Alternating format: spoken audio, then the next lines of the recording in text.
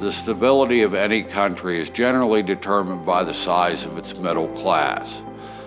That's what unions do. Because unions exist, other companies have to compete to get employees, so they have to raise their wages. Without the unions, you wouldn't have some of the safety laws that we have currently.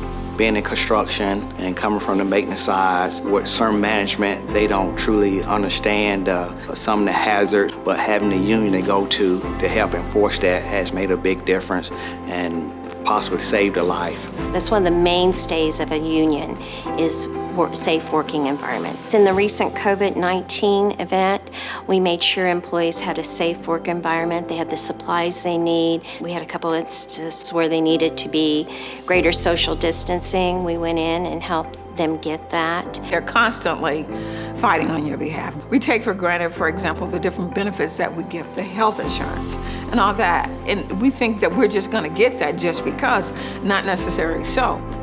I think that collective bargaining is truly the cornerstone. It is the linchpin that holds all of this together.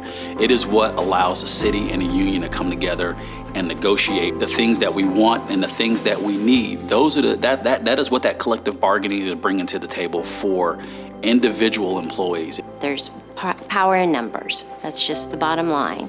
So the more people that belong, the easier it is for there to be these benefits to them. We definitely, the more we stick together, the more numbers that we have, the stronger a union that we will be.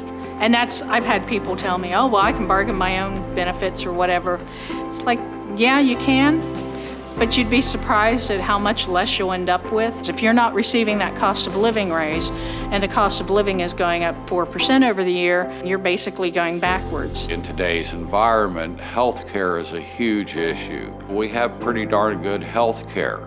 When my daughter was born, I didn't get any bills from the hospital.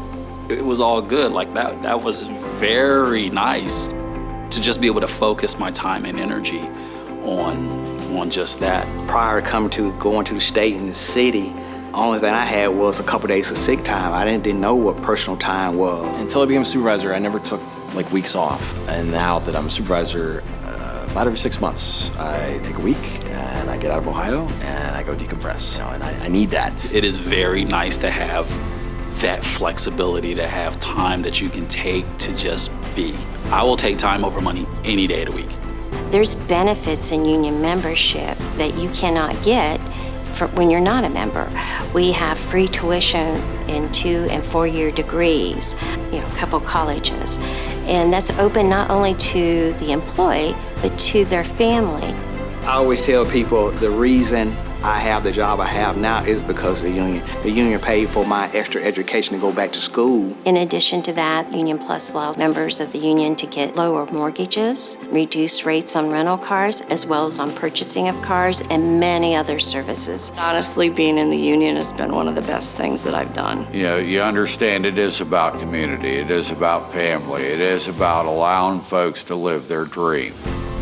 You can raise your children, you can get them a decent education, you can keep them healthy, you have a steady job, you can buy a house, you can become established in your community. You have fought for so many things that can make our family work-life balance more balanced. I think it's built into the American fabric.